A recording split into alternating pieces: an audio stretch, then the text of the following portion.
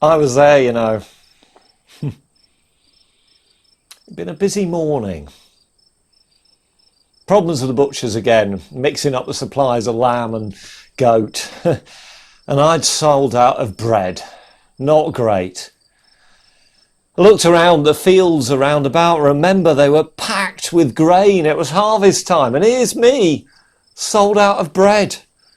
Wonderful.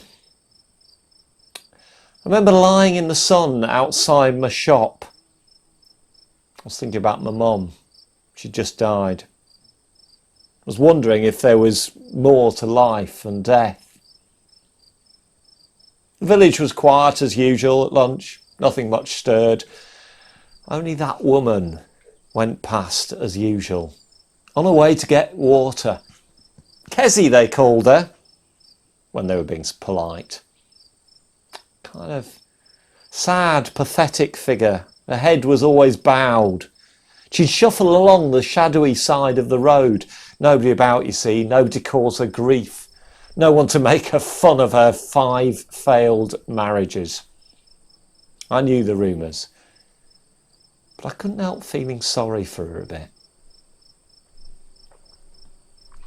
As I watched her go out of town, I remember seeing this scruffy band of guys come past her into the village.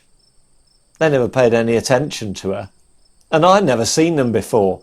I mean, that wasn't unusual. We lived on a main road from one place to another, and travellers would drop by, usually after food, usually pretty demanding. They didn't like us lot, to be honest, and we didn't really like them. Still, maybe these ones would be different, I thought. And sure enough, they spotted the shop, and over they came. I was still lying there thinking about me mum. I tried to look asleep, if I'm honest, but they pestered me for food, and I explained I'm out of bread. I've got a funeral to arrange, but they kept persisting. I told them I'd sold out. I told them I got nothing left. That's true, really, in every sense. Eventually they listened, and they cleared off. I wondered who they were, really. But I returned to the thoughts about my mum. I remember beginning to cry a bit. It would have been very special to me. Nobody seemed to understand much, and I wanted to talk to someone.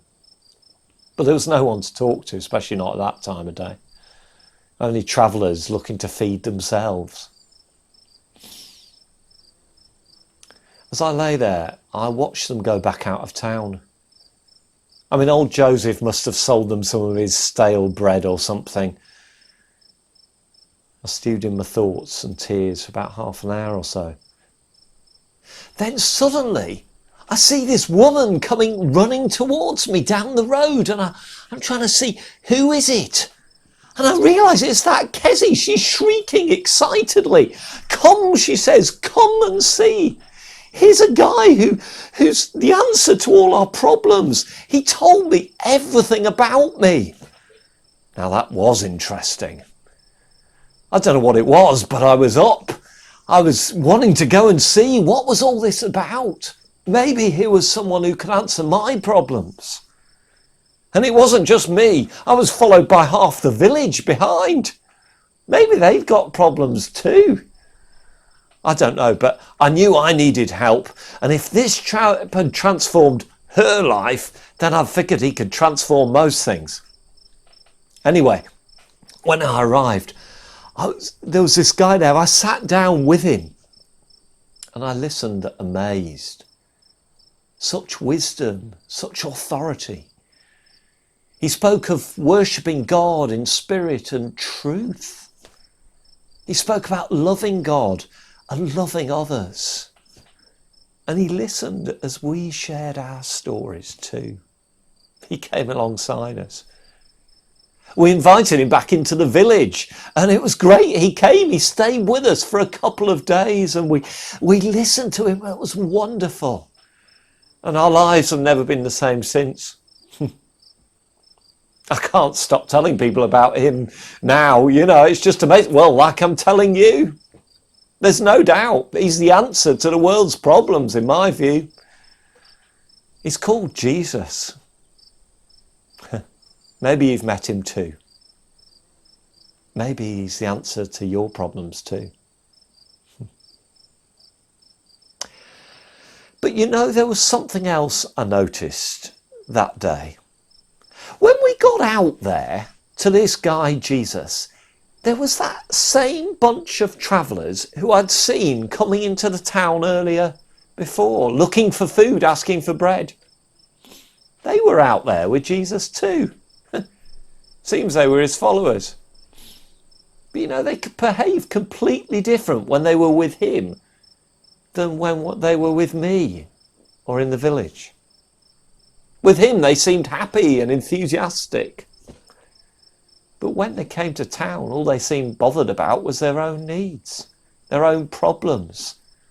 They were whining on about them. They didn't seem to mention Jesus. They didn't seem interested in us, really. They didn't ask about my mum. Strange that. But there was no stopping Kezzy. She was full of it. And wow, we're so grateful to her now. Well, wouldn't you be? A village at harvest time. No doubt you're expecting a few corny jokes. Sorry. But this is a village that was a tiny little village 2,000 years ago on the fringes of the Roman Empire. Why are we still hearing about it today? And the answer is because people of that village became excited, committed Christians. No doubt went and told many others. So how was that village transformed? Well, first of all, it was transformed through a conversation with Jesus. Talking to Jesus, listening to Jesus changes things. We call it prayer. After that woman had a chat with Jesus and listened to him, she ran off, she acted and did something about him. Very often our prayers should be leading to action, us doing things and then praying, spending more time with Jesus too as we go. So firstly, it was transformed through a conversation with Jesus. Secondly, the village was transformed by meeting people where they were at. Jesus met the woman where she was at the well. He came alongside her in her day-to-day life. The woman went to the village and went to people where they were at and called them to come and meet with Jesus, to come and see for themselves. Now today, meeting people is more difficult than normal. But there are opportunities too. Many people will never come to our buildings, whatever the situation. But most are on the internet and on social media every day. Some are struggling at this time at home in particular or at work. And the challenge for us all is to meet people where they're at, to talk about faith, whether it's sharing social media posts, whether it's making phone calls, or whether it's socially distanced chatting in the street. Thirdly, how was that village transformed? It was transformed by showing love, by giving someone time and respect, which is what Jesus did to that woman. It's what transformed her, that encounter, from being a shy, something of a misfit who didn't fit in well with her society, into a person bursting with life and joy and ready to run off and tell the whole village. A short chat, albeit with the Son of God, but a chat that broke down social barriers and prejudice. We were looking at that last week. A chat in which Jesus gave someone time. A chat in which he showed he cared about her. A chat that showed love. Fourthly, how was that village transformed? By asking and listening. Notice these conversations. Jesus starts with a question, very simple question. Can I have a drink? Look at what the woman says to the villagers. Come and see, she says, a man who told me everything I ever did. Could this be the Christ? It's a question. She says, come and see, and then asks the question. I've heard about a poster that says, Jesus is the answer. Somebody's written underneath, yeah, but what's the question? Let's start by asking questions and listening to people. That's good practice for anyone, but even more so if we want to show Jesus' love to people. And anyway, it's easier, isn't it? Fifthly, how was this village transformed? It was transformed by a woman who told her story with excitement. She radiated good news. She wasn't one of Jesus' top team of disciples. They failed miserably, didn't they? She didn't use any traditional methods. She wasn't giving a 3-point sermon or standing on a soapbox or whatever it happened to be.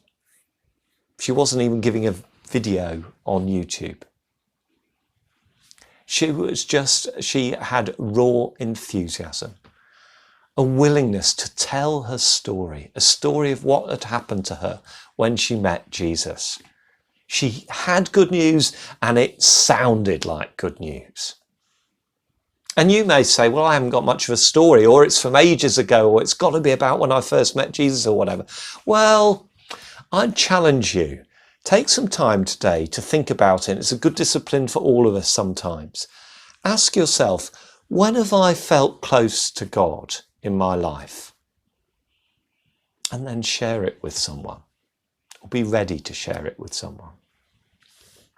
Sixthly, finally, how was that village transformed? It was transformed by Jesus. They said to the woman, it says, verse 42, we no longer believe just because of what you said. Now we've heard for ourselves. And we know that this man really is the saviour of the world. The woman brought people to Jesus, but ultimately it was between him and them. God calls us to do our bit, but we're not responsible for doing his bit. That should be a relief.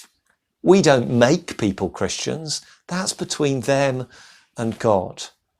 But it's our responsibility to share the good news. So, how was that village transformed finally? How indeed can Glossop be transformed, or wherever your community is today? Firstly, through talking to Jesus, listening to Jesus, through prayer, conversations with God. Secondly, through meeting people where they are. And at the moment, that might look different. We might need to be creative in the ways we do that. Thirdly, through loving beyond people's expectations, through what we say and through what we do. It's the responsibility of all of us. Fourthly, by asking questions and listening to people's own stories, showing respect and love and compassion. Fifthly, through being ready to share our own stories of who God is to us, through what he's done in our lives, what he means to us. And lastly, sixthly, through trusting God to work in people's lives and indeed in ours. Jesus looked towards that village. He saw the people responding to the woman's story, and he says to his disciples, I tell you, open your eyes and look at the fields. They're ripe for harvest.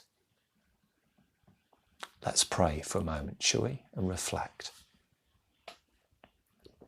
I invite you maybe to close your eyes and ask yourself, where are you in this story?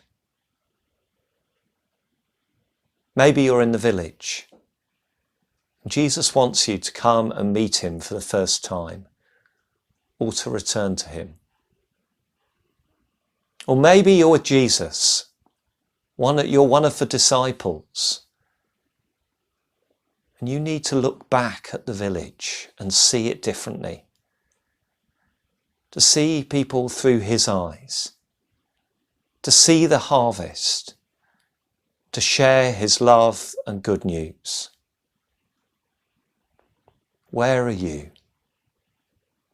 What do you see? What do you need to do?